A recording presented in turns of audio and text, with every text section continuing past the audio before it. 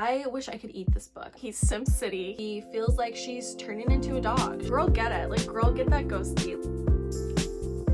Hi, welcome to a new video. Today we're going to talk about everything that I read in the month of November. I'm so excited for today's video because I had so many 5-star reads last month. You guys don't even understand how good last month was. I'm hyped. Let's get right into it. We're going to start with some stats. First off, I was able to read 11 books last month.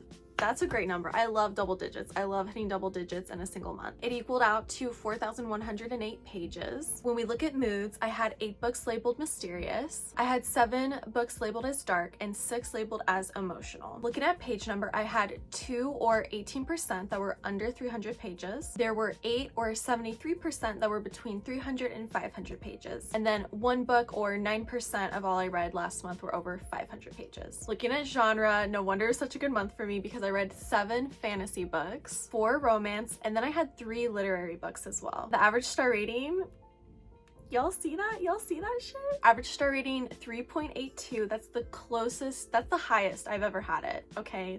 Crazy. We had 1 1-star, 1 2-star, 2 3 stars, 2 4 stars, and then 5 5 stars.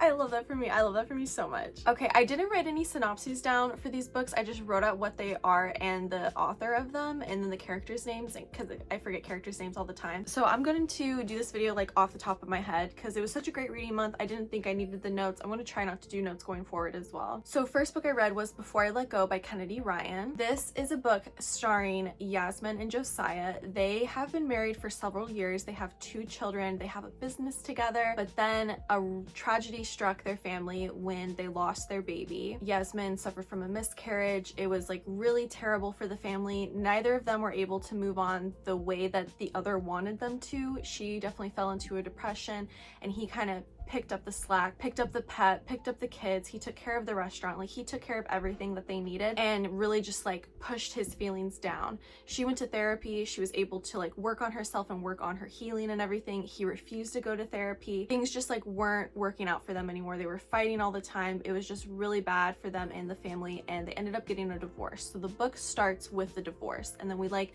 find out what happened as the book is going on. The main thing about this book is that it is very good therapy representation. Okay, at one point it has been decided for their son that he's going to go to therapy, and to make the son feel more comfortable with going to therapy, Josiah decides to go to therapy as well.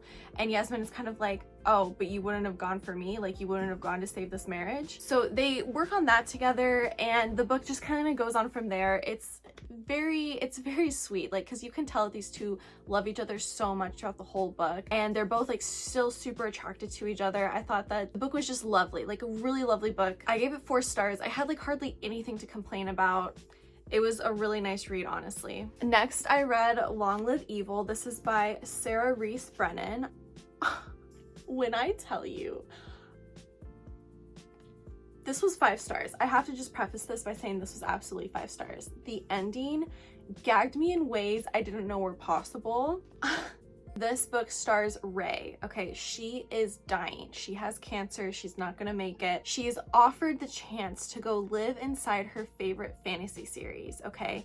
And what's great about this is that her little sister read her the first book while she was in the hospital. She didn't really pay attention to it, but she loved the ending so much that she ate up book 2 and 3. So she has read book 2 and 3. She does not remember book 1, but she has been placed into book 1. So she has to like figure out what's going on as the book is progressing. So we're figuring out at the same time as her. So it's not like she's like, oh, this is the part when this happens. And like, it's just like to the reader, you're just kind of like, oh, okay. Like it's very nice that we are connected in that way, the reader and the narrator of the book. It's amazing because she has been dropped in to become the villain of the story. She is the villainess and she remembers that she really likes this one character who is very villainous. He's very like, he's kind of like the big baddie. He's not like the bad guy because she is the bad guy in the story. Her character is the bad guy in the story, but the character that she really likes, the reason why she read book 2 and 3, basically like she just has to learn how to navigate him. There's one character in here who he's Sim City. He's literally like, I will lay down my life for you, because he's like such a warrior, like he's such a good kind of battle man, military man, whatever you want to call it, that he like lays down his life, lays down his sword for her. But she, in the back of her mind, is like, none of these people are real, you know, it doesn't matter who dies, it doesn't matter what happens, I know that I'm real and I need to survive to the end of the book, because her character in the book actually gets killed off really early, so she has to try to navigate not getting killed off and then continuing to survive throughout the book, right? I literally was gobsmacked. I mean, jaw to the floor with how this book ended. I did not see it coming. I had no idea. I loved it so much, and the next book doesn't come out till like late next year, like September of next year, I'm pretty sure is what I saw. I need it so badly right now, Sarah. Sarah, please send me an arc. I will pay for the arc. I don't care. This is the first book in the Time of Iron series. I don't know if it's going to be a duology. I don't know how many books plan on being it, but bet your bottom dollar I will read them all, okay? 5 stars, 5 stars, 5 stars. Next, I read Six Crimson Cranes. This is by Elizabeth Lim. This is also a series. I don't know if it's going to be a duology. I think actually the second book is already out, so maybe it is a duology, because I think I'm talking out of my ass. I don't know what I'm saying. I don't remember, okay? This is just the first book in the series. This is the story of Shiori. She is, I believe she's the youngest of her family. She has 6 older brothers, 6 Crimson Cranes. Basically what happens is that her stepmother has magic, and Shiori has a little magic too, okay? Like she has, not crazy, but she, for instance, she has the ability, she makes these origami swans or these origami cranes, and she like enchants one of them and it like flies around and it's like alive, right? Okay, so that's like the extent of her magic. But she witnesses her stepmother doing like real hardcore time magic, okay? She goes to her brothers and she like tells the secret of the stepmother and everything. The stepmother gets really angry and curses them all. She turns her brothers into 6 Crimson Cranes and she curses Shiori. She says that if she speaks, if she ever makes a noise or anything like that, her brothers will fall down to the floor. Like one of her brothers will be killed. So she can't talk. And then she's also cursed with like this bowl to be over her head, so like no one can really see her face, so no one can recognize that she's a princess, right? She basically banishes them, like the Crimson Cranes, like they run off, like they fly off, and then she banishes Shiori into like a rice field, like she's just like far from home. She has to try to find her brothers, but also try to reverse the curse, all while not speaking to people. So it's like hard. And we find out that the curse like is real to an extent, because right after she's cursed, she like is really angry and she kicks her shoe off and she's like, ah! And then we see a crane fly up and like fall down dead, and she's like, oh my god, I forgot I can't talk. And she goes over to the crane that died. I believe it was a crane. I can't quite remember what creature it was, but it falls from the sky dead and she runs over to it. It basically like talks to her once in like the stepmother's voice, and it's like, this is your one warning. Any other noise that you make going forward, it's your brothers from here on out, okay? She's very protective of her brothers. What's really great is that we really get a great personality of all of the brothers, because there's 6 of them. That's a lot of characters, that's a lot of boys to keep up with, but we really get such a sense of who they are as people and their personalities. The author did an amazing job, okay? And I really like the ending. It's like very adventurous. It's really adventurous. It gets really fun. I gave it 4 stars. It's a great fantasy read, I won't lie. Ooh, the 4th book I read was Legendborn. This is by Tracy Deonn. This is the first book in the Legendborn cycle. I believe there's 3 or 4 books out by now. Oh my god. First of all, oh my god, Legendborn, crazy. Okay, it's basically mythology, fantasy kind of book having to do with King Arthur and the Knights of the Round Table. Okay, she goes to this college program that is for high school students, really smart high school students, and she enters into this society. Like she kind of stumbles upon it, and she stumbles upon it because she basically has the sight to see the society. She has the sight to see these demons that they're battling. Not normal people can't see this, but she can't. So she is like entered into the society. She's initiated into the society where everyone who is part of the society is an ancestor of any of the Knights of the Round Table. Like they are direct ancestors from that era, okay? And basically the bad side, like the bad guys, the demons, are getting stronger and stronger, and as time goes on, your ancestor can kind of like recall you, like call upon you, and you will be like dead, and basically like your power will go back to them. I don't quite remember how that works. The magic system is a lot. It's a lot to take in because we also have two magic systems going on. She learns about root magic, which has to do with her heritage, which also goes back to her mother. Her mother died when she was really young, and she feels like there's something really fishy about the whole death of her mother, and also when she was in the police room in the hospital being told that her mother had died. She just remembers it being like very weird, like she feels like someone kind of fucked with her memories.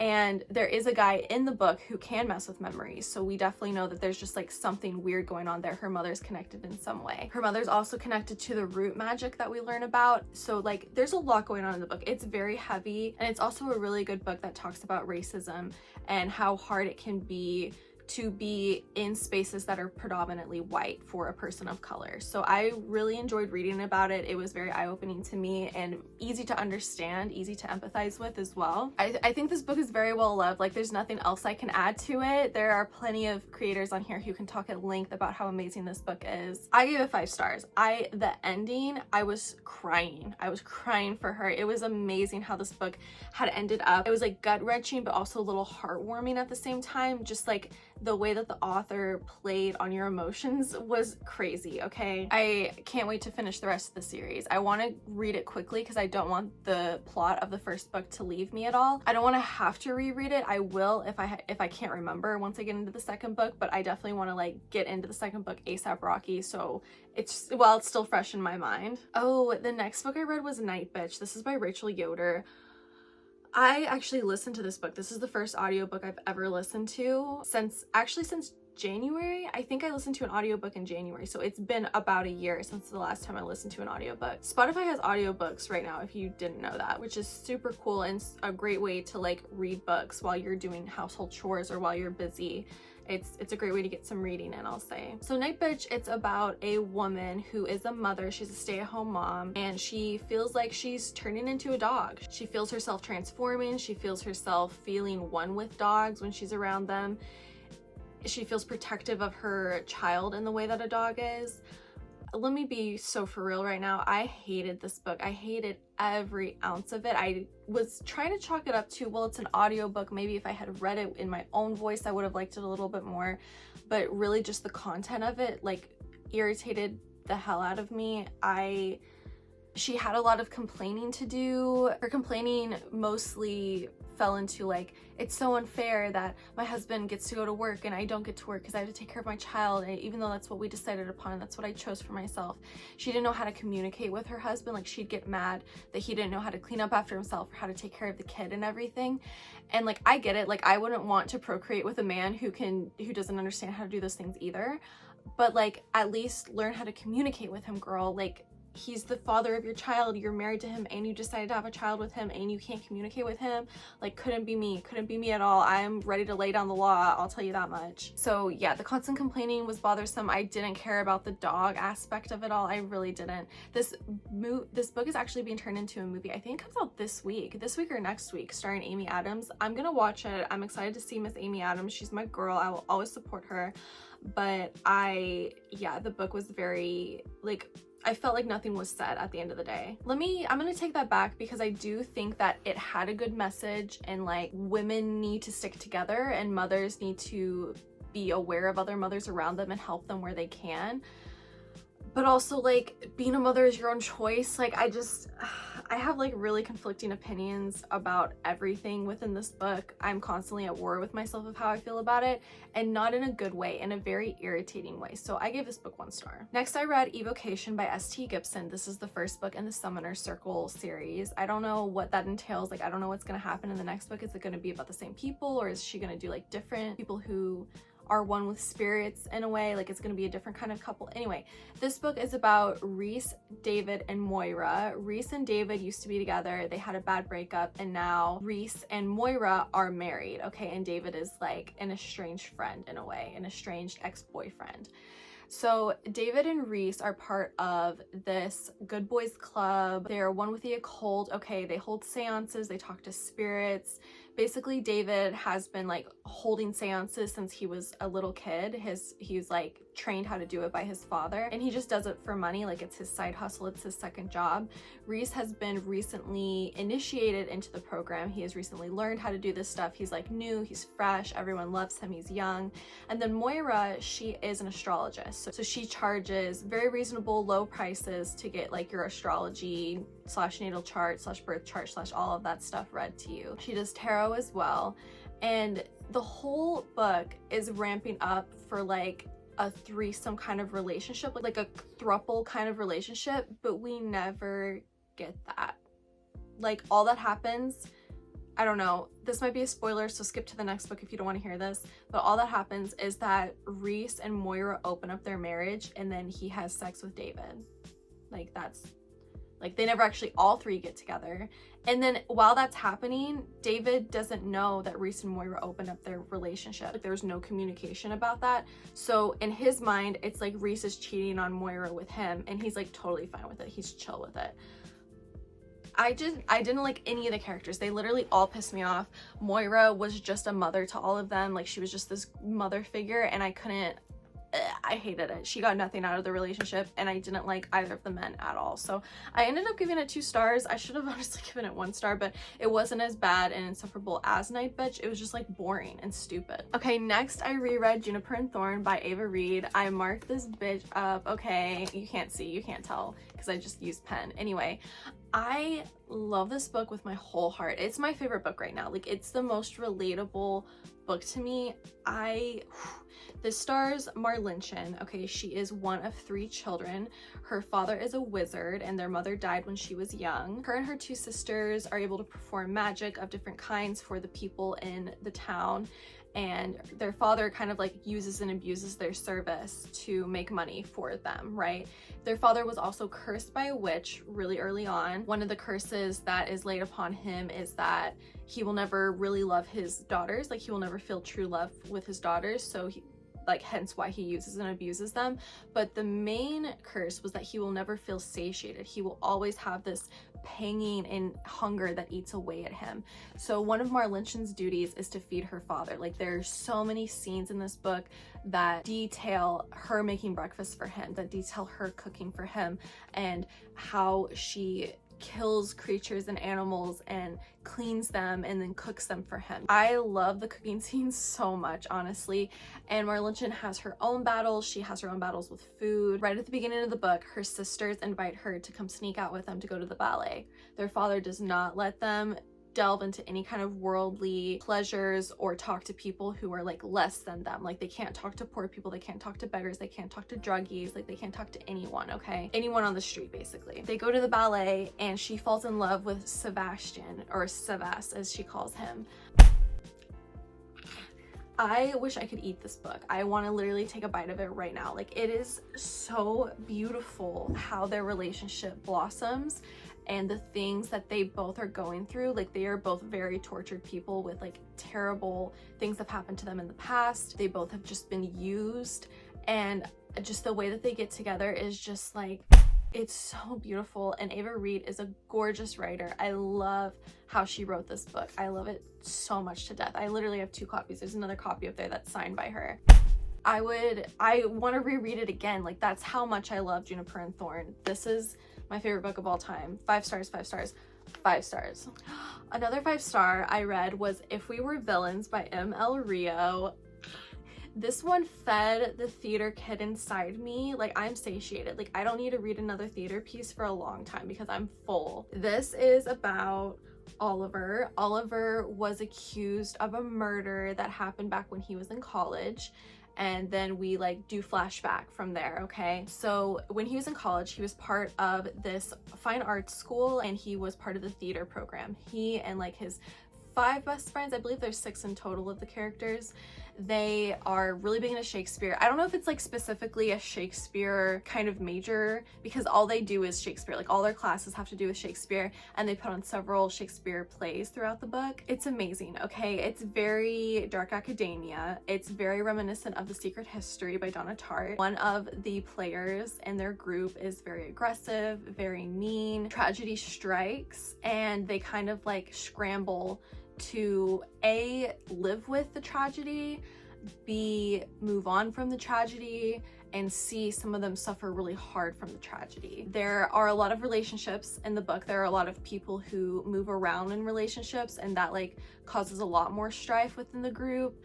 The ending, I mean, it's a Shakespeare play. Like the whole book is reminiscent of Shakespeare. One thing I really liked about it too was the writing. I think Emma Rio, okay, it said that she literally like graduated with a master's in Shakespeare, I believe is what I read. So she knows her shit. Okay, she knew exactly what she was doing. A lot of the times the characters will speak Shakespeare, like they will be talking normally and then they will say a line from a Shakespeare play that like says what they're like. If they're saying I'm gonna go to bed, they will use a line from a Shakespeare play where one character says they're going to bed and they'll say it in the way that they said it, right? Also, she will move between the way the dialogue is written. Like sometimes the dialogue will be written with quotation marks, and then on the same page or the very next page it'll be also written like how a play is wrote. So it'll be like Oliver calling his line, James calling his line. So it's really cool how she just uses so much of the way that Shakespeare writes and the way that plays are written, and there's like 5 acts in it as well. She obviously put a lot of time and knowledge into this book, and I love so much that she wrote it because I needed this book. I love this book so much. It's a tragedy. It's just a wonderful, wonderful piece of work, and one that I want to own for sure. Okay, next I read Phantasma. This is by Kaylie Smith. This is the first book in the Wicked Game series. What do I want to say about this? So this is about Ophelia. She has a younger sister named Genevieve. I believe the name is Genevieve, and their mother just died. Ophelia has taken on this kind of magic that her mother had. It's been like passed down from like woman to woman down the ancestry line, and so when the mother dies, the oldest daughter is going to get it, so she gets her mother's magic. The bank comes to collect on their house after their mother dies. They're like, you owe $100,000 on the house, like your mother took out a loan on the house. I don't remember. The sisters are kind of like, oh god, what are we gonna do and everything. Ophelia finds out that Genevieve decides to enter into the Phantasma, which the Phantasma are like these games where it's basically like trials are happening, like okay, Emma, relax. How are you trying to say this? It's like a 9-10 day trial where every night there's a different deadly sin to defeat. Okay, so like night 3, there's lust, and you can't give in to the lust. You have to like play the game and solve the puzzle and get out of the night of lust unscathed, right? While she's there, she falls in love with a ghost. Like, girl, get it. Like, girl, get that ghosty. Like, it's fine with me. No judgment here. I will say the book was really spicy. I enjoyed the spice of it. I didn't think it was too cringy or annoying or anything like that. The most annoying part of this book is that it's set in New Orleans. It's set in like Victorian era, I believe. I don't know that for a fact, but I know that by the way they were talking about the way that they would dress and carriages, and they would, you know, do you know about automobiles? Like things like that, like automobiles are a new thing. So I'm guessing it's like 1904, okay? But the dialogue was written by a book talker, okay? So literally something would happen and the sister would be like, oh my effing god, are you serious? They would use like really explicit language, especially like when they're having sex, and it's like, if I'm reading a Victorian novel, like I want the dialogue to match the setting, girly, okay? So that really, really annoyed me. It was just like cheap, you know? It's not like it ruined the book for me, but it's not getting 4 or 5 stars now because you've cheapened the novel by not staying true to the time period that you're writing the book in. You're detailing all these other things in the book that have to do with this time and setting and place, but the dialogue is not matching that. That's points off for me. But yeah, she falls in love with a ghost. They have a lot of sex. Oh, I didn't finish saying what it was about, but her sister enters the games, and then she enters the games to save her sister, because like if you make it past night 7, you can leave at any time, but if you make it past night 7, you're able to venture out past the group of people that you entered the games with. So she's like, I just need to make it to night 7 so I can go get Genevieve and then we can leave together because I need to knock some sense into her, right? She has her magic about her, so she's able to use Blackwell, the ghost, to help her through the trials. And then the second book is going to be on the sister. So like, you know, Ophelia gets her happily ever after, whatever. And then now it's the sister's turn to find happily ever after. And I don't care. I don't care. I'm not going to finish the series because I hated the writing a lot. Next, I read How to Be Eaten by Maria Adelmann. I gave this book 3 stars as well. I wanted it to be a lot better. Okay, there's a plot twist that you can see coming miles away. This book is about, it's like a modern day fairy tale retelling about different people. Like we have Little Red Riding Hood, we have Cinderella, we have Bluebeard as well, which I really like the Bluebeard story, but then it kind of like all went downhill from there in my opinion. Not that this was bad, like it was definitely very good, but I wouldn't recommend it to anyone. I wouldn't read it again. I could see myself unhauling the book, to be honest, because I wouldn't read this book again. I thought that it was funny. It definitely had a lot of good moments, and each chapter is a different girl's voice and perspective, because what's happening is all these girls have entered into like this therapy group, and they're talking about their experiences of their not so happily ever after, you know? And so each chapter is in a different voice, and I thought that that was really good. Like the author does a great job of distinguishing between all of the girls. It is very dark, I will say. It's not a light fun read. There is a lot of, I mean, it's fairy tales, like fairy tales are dark, so like get your head in the game, girl, if that's not what you're expecting. Like I said, the plot twist was easy to spot. I didn't like it. The ending wasn't good either. The ending was actually like the worst part of it. I definitely enjoyed reading all of the girls' stories. 3 stars, very 3 stars. Okay, and then the final book I read was The Pool Boy by Nikki Sloane. This is the second book in the Nashville Neighborhood series. This is the fun read. Okay, this was the fun, erotic, smutty read for myself. This is about Erica and Troy. Erica is a recently divorced 40-year-old woman, I believe, and her pool boy is her best friend's son, who's 24-year-old Troy. One day, Troy comes to clean out the pool, and it's on a day after Erica has had a really long day and she's stressed, and she's like, I'm just gonna go lay by the pool. And she lives in like a really nice gated area, and she's like, I'm gonna lay here with my top off.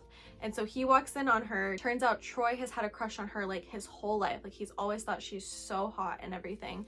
And their relationship blossoms from there. Not only is it like an age gap kind of romance, but it is a forbidden kind of age gap romance, because like I said, it's her best friend's son. Like, how do you even navigate that? What I loved about it though is that it was an age gap where the woman was the older person. I have read many age gap where the man is the older person, and I am phasing out of that. That is getting too old for me. It's not hitting the way it did when I was younger, but but I really enjoyed reading where the woman was the older person in this instance, and Troy was still very mature. Like I'm also really glad that they aged him up, because in all of the stupid age gap romances that I read where the man is the older person, the girl is like 19. Miss me with that. But he was 24, so he actually, like, part of his frontal lobe was starting to develop. Okay, I love Nikki Sloane. I love the way that she writes her smut. It's the best I've read so far. I have not read many authors. Like, don't use me as a reference, okay? I don't know what I'm talking about. Just out of the few that I've read, Nikki Sloane, she knows what she's saying, she knows what she's doing. I love reading it. And those were the 11 books that I read last month. I hope you guys enjoyed this video. I will see you in the next one. Take care of yourself. Have a great December. Look out for the new videos I have coming up. I have lots of book videos, so get hyped for that. I'm very hyped for it, and I will see you in the next one.